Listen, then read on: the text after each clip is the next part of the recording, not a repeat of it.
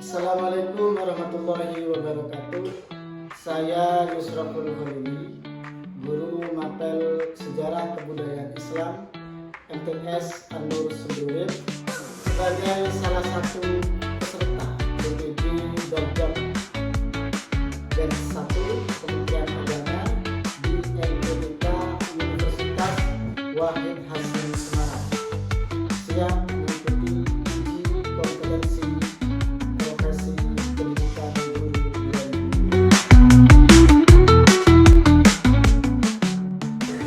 Assalamualaikum warahmatullahi wabarakatuh. Waalaikumsalam warahmatullahi wabarakatuh. Baik anak-anak, bagaimana kabarnya? Sehat semua? Untuk memulai pembelajaran hari ini, mari kita mulai dengan membaca doa bersama. Kepada ketua kelas dimohon untuk memimpin pembacaan doa. Berdoa, mulai.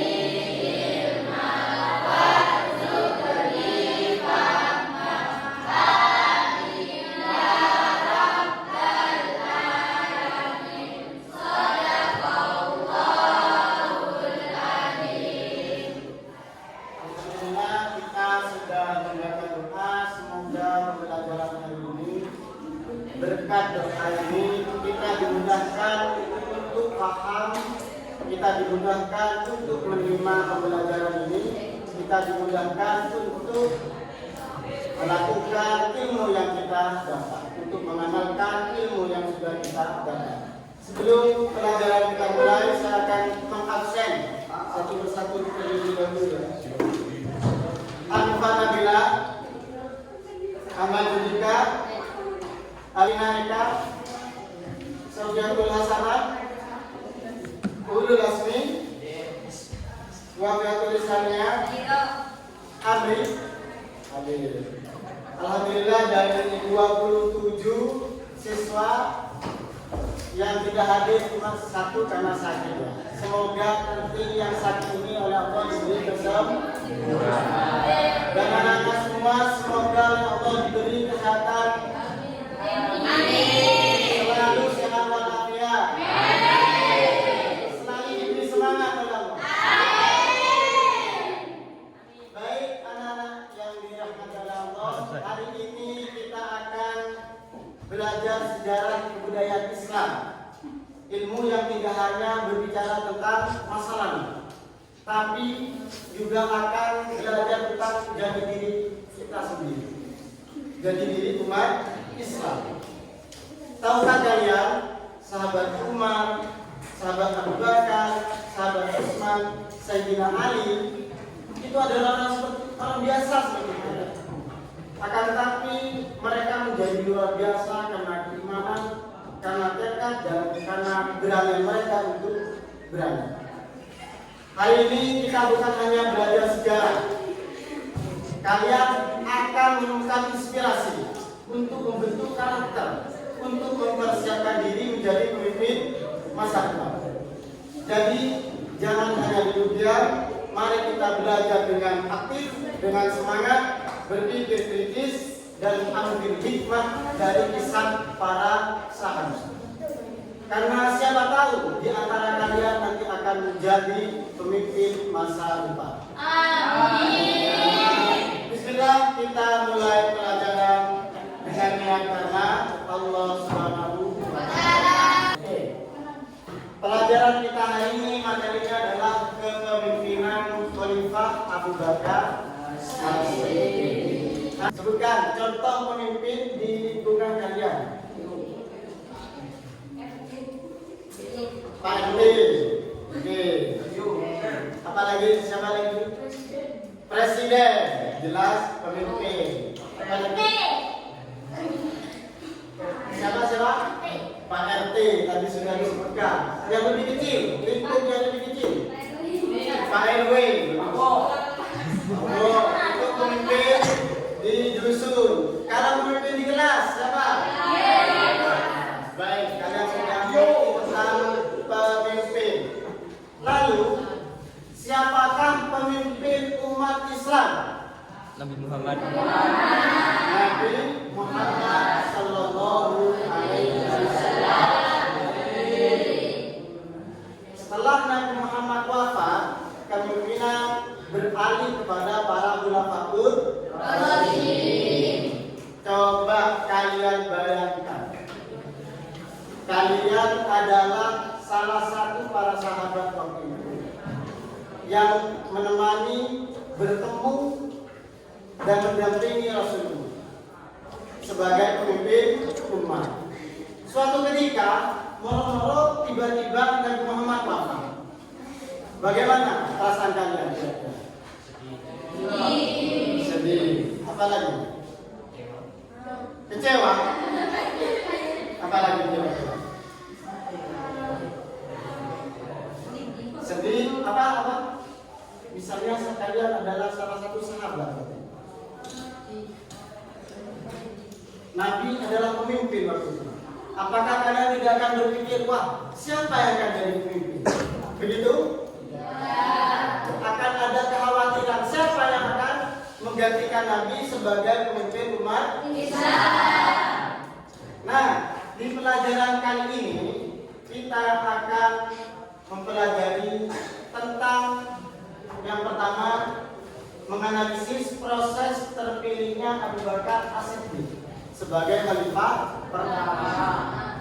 Setelah Nabi wafat, pemimpin umat Islam kemudian beralih digantikan oleh Abu Bakar As-Siddiq sebagai khalifah. Ini tujuan pembelajaran pertama. Yang kedua, mengidentifikasi tantangan dan kebijakan yang dihadapi Khalifah Abu Bakar As-Siddiq. Kalau sebelumnya mungkin itu adalah Rasulullah yang jelas seorang Rasul, jelas seorang Nabi yang diutus oleh Allah, kemudian Nabi wafat, digantikan oleh sahabat, manusia biasa.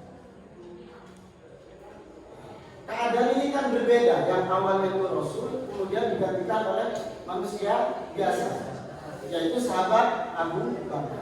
Apa tantangan kira-kira yang dihadapi oleh Abu Bakar menggantikan Rasulullah sebagai pemimpin? Itu tujuan yang kedua. Yang ketiga, menganalisis peristiwa penting pada masa kepemimpinan Abu Bakar As-Siddiq. Peristiwa apa saja yang terjadi di masa Abu Bakar As-Siddiq? Dan yang terakhir, menjelaskan keteladanan dan nilai-nilai kepemimpinan Abu Bakar. Tidak cukup kalian paham narasi, tidak cukup kalian tahu kondisi kepemimpinan Abu Bakar. Tidak cukup itu, tapi kalian harus mengambil hikmah dan tauladan untuk kehidupan kita sehari-hari.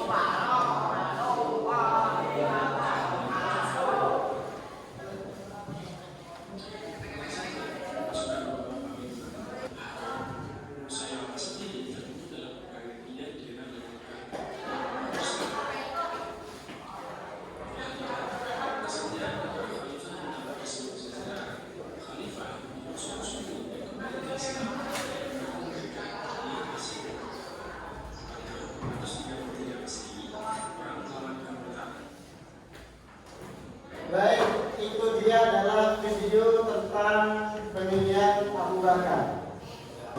Untuk selanjutnya kalian akan menelusuri jejak-jejak lebih detail tentang pengangkatan Khalifah Abu Bakar, kebijakan apa saja yang beliau buat, tantangan apa saja yang dihadapi oleh Abu Bakar ketika di awal-awal menjadi khalifah. Untuk itu kalian akan saya bagi menjadi 4 kelompok.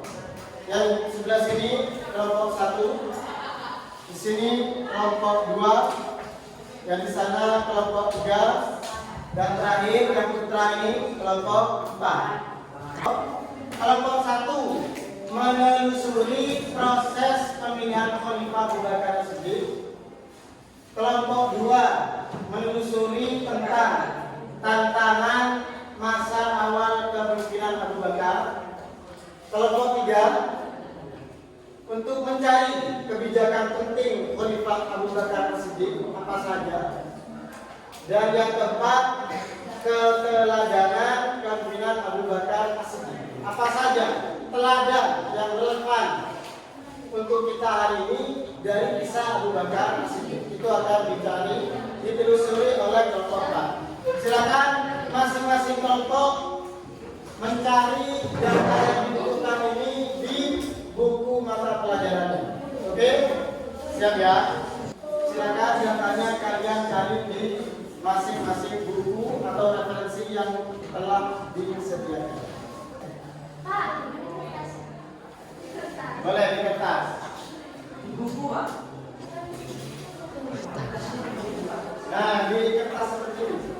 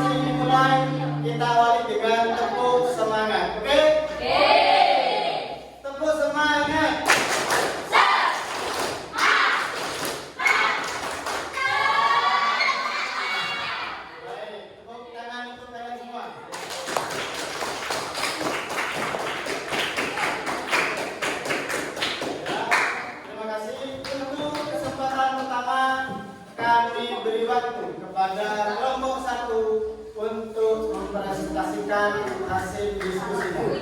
Monggo.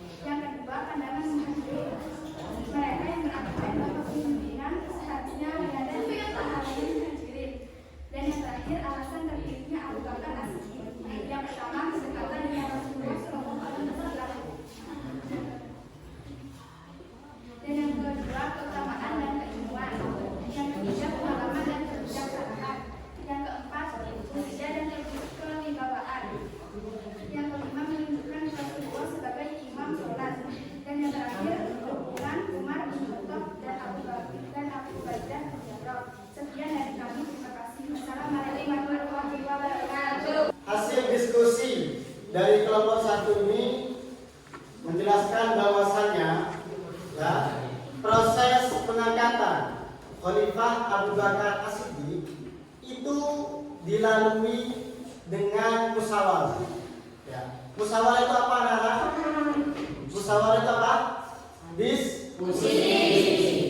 Karena ada musyawarah, ada diskusi, maka tentu akan ada perbedaan pendapat. Di kelompok 1 tadi sudah dijelaskan ada perbedaan pendapat antara kaum Muhajirin dan kaum Ansor. Ya, ada perbedaan pendapat. Perbedaan pendapat itu adalah sesuatu yang niscaya, sesuatu yang boleh terjadi.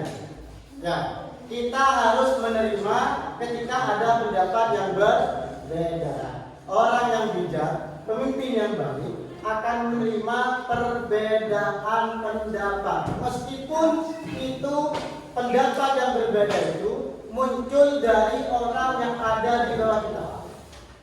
Meskipun perbedaan pendapat itu muncul dari bawahan kita, kita harus menghormati dan menghargai setiap pendapat orang lain. Baik, itu penampilan dari kelompok 1. Tepuk tangan untuk kelompok 1.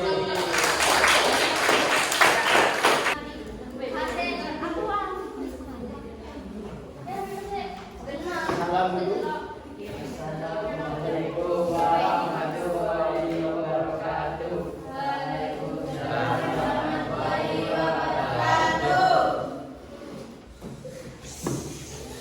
Tantangan yang dihadapi Abu Bakar As-Siddiq pada masa awal kepemimpinannya. 1.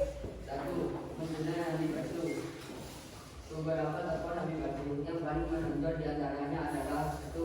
Musailamah al-Kadzdzab. 2. Raja. 3. Ulaika bin Walid al-Asadi. 4. Al-Abbas al-Ansi. 2. Bangkaman membayar zakat. Saudara Rasulullah wafat sebagai bagian Arab menolak untuk membayar zakat kepada pemerintahan Madinah. Mereka beranggapan bahwa kewajiban membayar zakat hanya berlaku kepada Rasulullah secara langsung. Abu Bakar berpendirian tegas bahwa zakat adalah kewajiban yang tidak dapat dipisahkan dari negara Islam. Yang harus tetap ditunjukkan kepada pemimpin yang sah. 3. Ancaman dari Kekaisaran Romawi dan Persia. 1. Ancaman dari Romawi. Mereka melihat perkembangan Islam sebagai ancaman terhadap kepemimpinan mereka di wilayah tersebut. Beberapa kali terjadinya kontak militer kecil antara pasukan Muslim dan pasukan Romawi. 2. Ancaman dari Persia. Meskipun pada masa awal kepemimpinan Abu Bakar belum terjadi fondasi militer skala besar produksi ancaman dari Persia ada. Abu Bakar juga mengambil langkah-langkah untuk mengamankan wilayah perbatasan dengan Persia. Meskipun menghadapi berbagai tantangan karena Islam berat, Abu Bakar tidak mengabaikan ancaman eksternal ini. Beliau meletakkan dasar sebagai komisi Islam ke wilayah Romawi dan Persia pada masa kepemimpinan Khalifah setelahnya. Menurut kalian, apa nilai yang relevan dengan tantangan ini untuk kehidupan hari ini? Apa yang dilakukan oleh Abu Bakar? Dia berani dan bersikap tegas. Meskipun ada pembangkang, meskipun ada rakyat yang tidak taat, dia bersikap tegas. Tujuan itu apa? Untuk menjaga stabilitas kepemimpinan, untuk menjaga kondusivitas negara. Inilah yang harus dilakukan oleh pemimpin, yaitu memiliki sikap tegas dan berani. Baik, itu hasil diskusi dari kelompok 2. Tepuk tangan.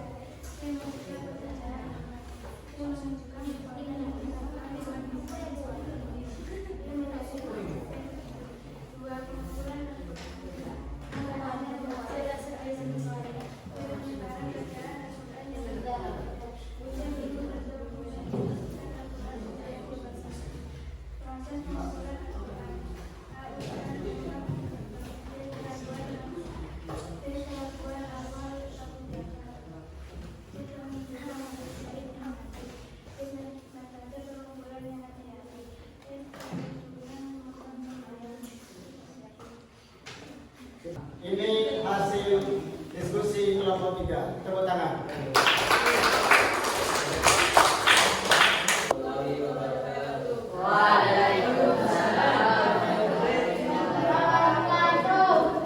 Kami dari kelompok 4 akan mempresentasikan keteladanan kepemimpinan Abu Bakar As-Siddiq. 1. Sikap tegas namun lembut. Abu Bakar dikenal memiliki ketegasan dalam mempertahankan prinsip-prinsip agama dan kebenaran. 2. Kesederhanaan. Meskipun menjabat sebagai kepala negara, Abu Bakar tetap mempertahankan gaya hidup yang sederhana. Beliau tidak tertarik pada keuntungan duniawi dan tidak memanfaatkan jabatannya untuk kepentingan pribadi.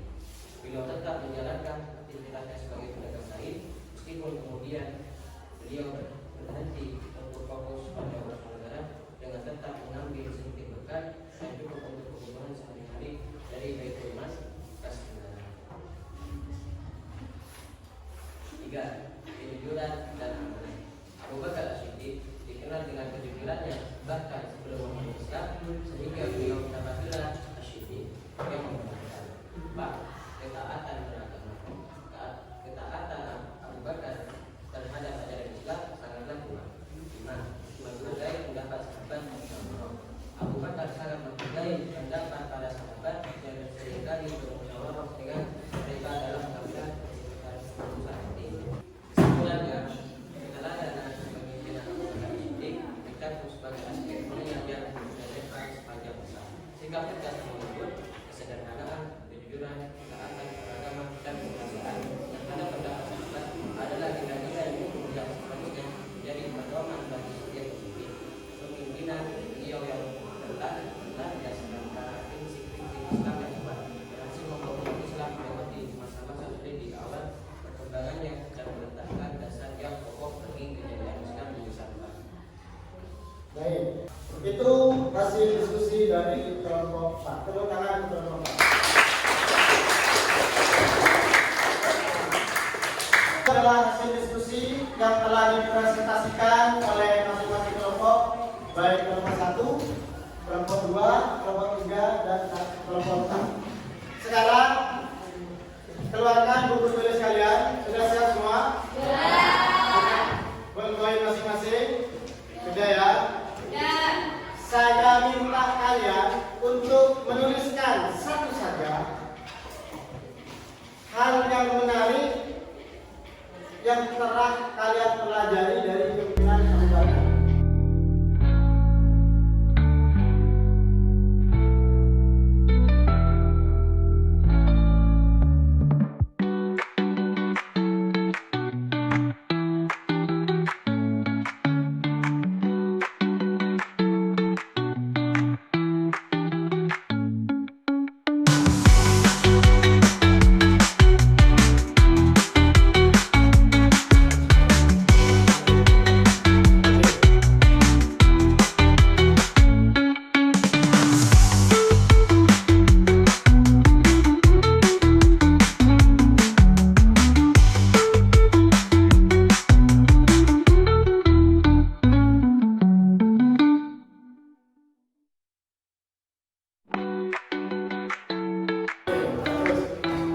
Tadi sudah berani memberikan refleksi yang pertama tadi Sofi, yang kedua Anan, yang ketiga Azalia, dan yang terakhir Namun. Tepuk tangan untuk empat kali.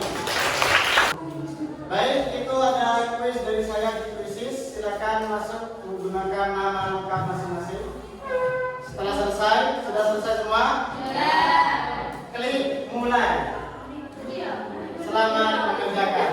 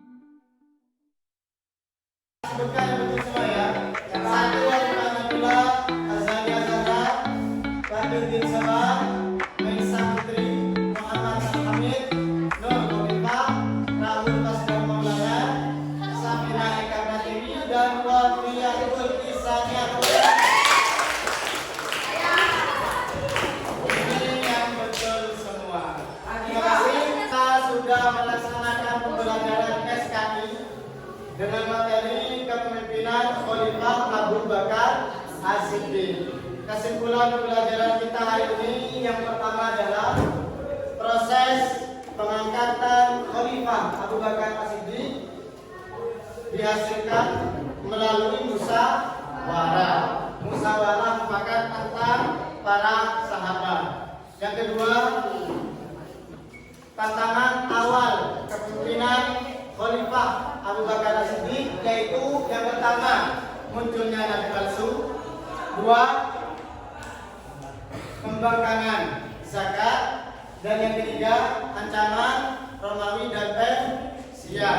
Itu ancaman yang dihadapi oleh Abu Bakar di masa awal-awal kepemimpinan.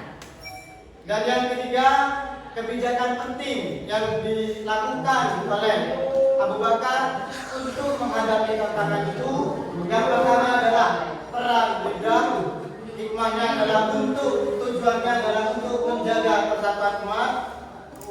Yang kedua, pengumpulan Al-Quran menjadi dalam satu mushaf. Tujuannya adalah melestarikan wahyu. Dan terakhir, keteladanan kepemimpinan Abu Bakar, yaitu sikap tegas namun lembut, kesederhanaan, kejujuran dan amanah, ketaatan beragama, dan sikap menghargai perbedaan.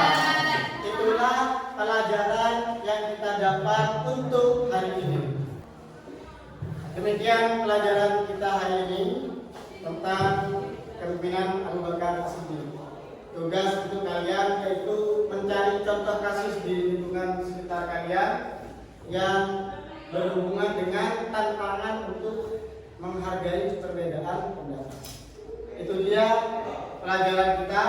Semoga pelajaran kita hari ini dapat menjadi bekal.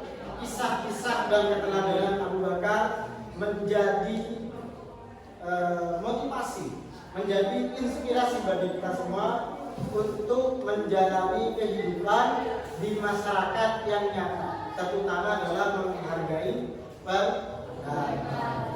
Demikian dari saya. Assalamualaikum warahmatullahi wabarakatuh.